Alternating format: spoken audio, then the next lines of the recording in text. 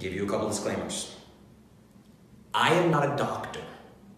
I am also not a psychiatrist. Doctors are also not psychiatrists.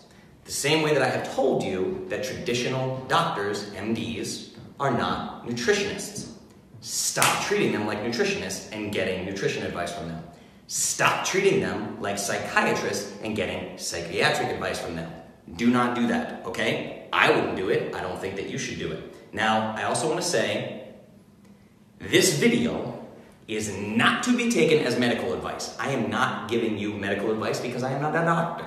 These are strictly my opinions based on the research I have done, and I will share with you here tonight. I will give you all the facts as I have researched them, as I have discovered them. I am not recommending that anyone discontinue use of prescribed medications. If you choose to do that, you do it at your own risk. And I highly recommend consulting with a trained professional and getting proper health and wellness team. Get a team in place. My suggestion is find a functional medicine doctor, use their in-house team, and discuss these things with them, okay? Don't just listen to Justin on the internet, run out, quit your medication cold turkey. I'm not telling you to do that, okay? Okay, so now some of you are probably looking at the screen, screaming. I mean, the question that I get with this is, am I a conspiracy theorist, right? So there's probably literally, I bet some people are going, this guy's crazy. If this is the first time you let your husband watch, first time you had your wife watch, first time your girlfriend's watching, first time your cousin in Detroit is watching, they're probably like, this guy's crazy. He sits at home and wears a tinfoil hat and uses a CB radio to shoot signals into outer space to get an answer from the great unknown. That's not the case. I am not a conspiracy theorist. I'm going to sit here and I'm going to outline the data, okay? I'm going to outline the evidence of all of this, okay? So, none of this is a secret. You could do 1 hour of research, and you can find all this that I just told you, you can do 1 hour of research by yourself and find this information, okay? Now, I say this all the time. If I'm talking about low fat, if I'm talking about the cardio myth, if I'm talking about overtraining in CrossFit, if I'm talking about sodium, if I'm talking about dairy, what do I tell you? I am not some magical prophet who has been gifted the secret medical scrolls from ancient Egypt that no one knows about. They're impossible to find. Only Justin has bestowed this great gift upon the world. It's ridiculous. You could do the tiniest bit of effort. The tiniest bit of effort. Go out, figure this stuff out. When the doctor feeds you a solution, look into it. You don't have to say yes. Doctor appointments are very intimidating. They're super intimidating. I get that. Especially for women. They're incredibly intimidating, okay? You think you're talking to an expert. You think you're getting advice, all right? So, we're going to talk about the medical community as a whole. And again, this is a warning. This is very much a red pill moment. This is a matrix red pill moment. We're going far beyond antidepressants now. Not just antidepressants, not just psychiatric drugs. We're going far beyond that, diving into the medical community as a whole. Red pill? Are you guys good with red pill? This is a legit red pill moment, okay? We're going to talk about the medical community as a whole. I'm going to start with an organization called the Cochrane Collaboration. Guys, this shit's about to get nuts, okay? The Cochrane Collaboration is a network of more than 31,000 researchers, from 130 different countries, whose only job is to study data from health-related research. They get the data from this healthcare research from ridiculously prestigious organizations like the British Medical Journal, the Journal of American Medical Association, and the Centers for Disease Control, okay? Again, 31,000 researchers, 130 countries, their only job is to go over data and come up with general consensus, right? They have proven that prescription drugs are the third leading cause of death behind heart disease and cancer. Third most prescribed drug in the world is also the third leading cause of death globally. Third leading cause of death. Third most prescribed drug on earth is third leading, well, these are antidepressants. So you're talking about antidepressants there, and now all pharmaceuticals. Okay, so let's be clear about that. This is all pharmaceuticals. All pharma, okay?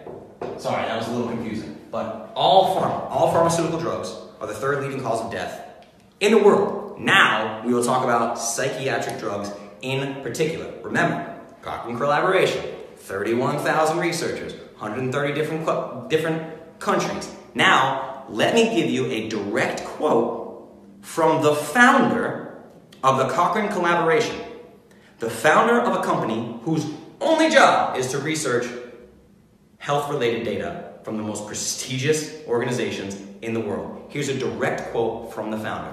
Quote, "Our citizens would be far better off if we removed all psychotropic drugs from the market, as doctors are unable to handle them. It is inescapable that their availability creates more harm than good." Now we're talking specifically about psychiatric drugs, which he calls psychotropic drugs. I'm going to read that one more time for you, just for good measure, in case you have a history with psychiatric drugs. "Our citizens would be far better off if we removed all the psychotropic drugs from the market, as doctors are unable to handle them. It is inescapable that their availability creates more harm than good." Are you kidding me? I'm going to continue.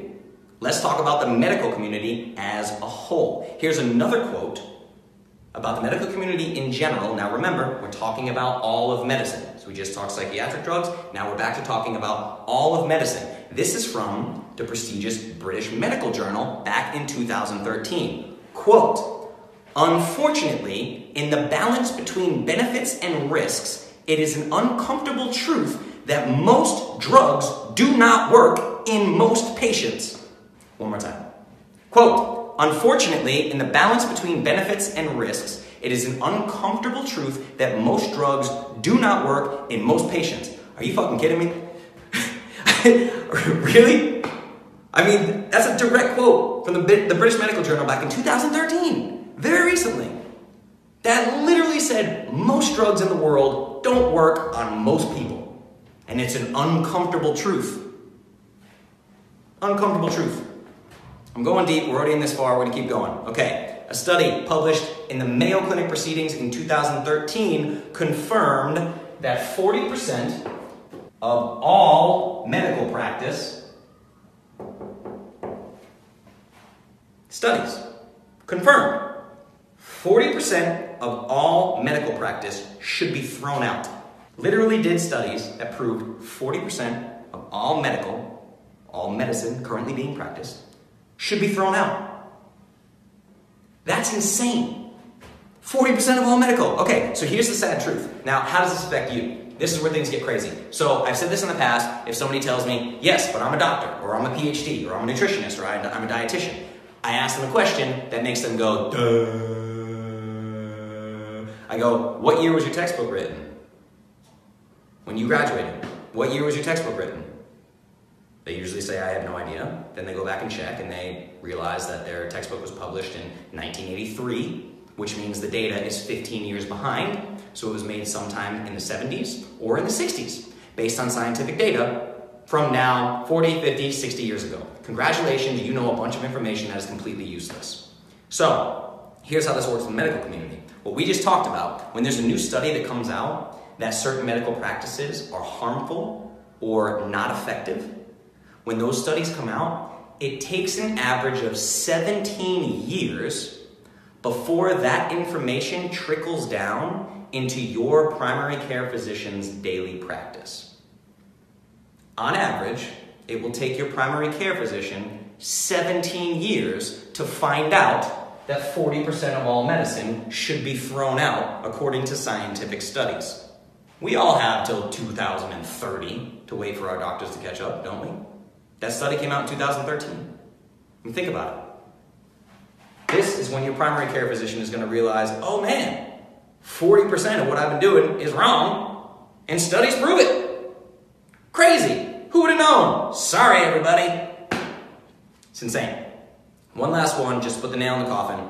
In 2011, the British Medical Journal, again, performed an analysis of over 2,500 medical treatments. Guess what they found?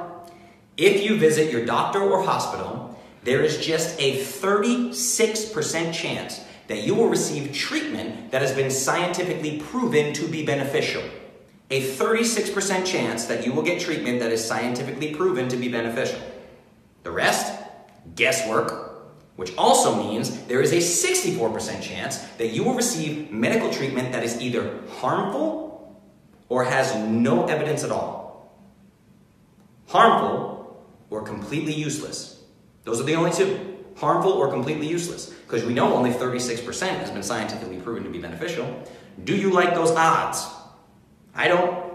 Here's an amazing quote from Dr. Kelly Brogan. And I'm going to talk a lot about Dr. Kelly Brogan in a little bit because her book is fantastic. You need to read it. Her quote is, "Optimal health is not possible with medication."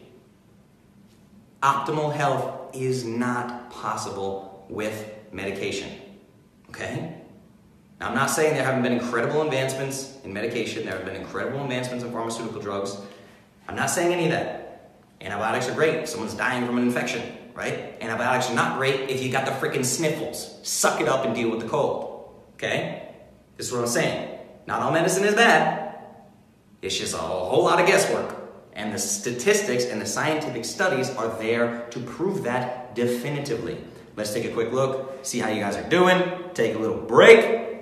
How many people want to punch their screens right now? That's my question. Let's jump into more reasons how this happened. We're going to jump into the marketing side of things. We're going to talk about our old pals, Big Pharma. I'm going to talk about politicians. Everybody loves a good politician, right? Let's talk about that.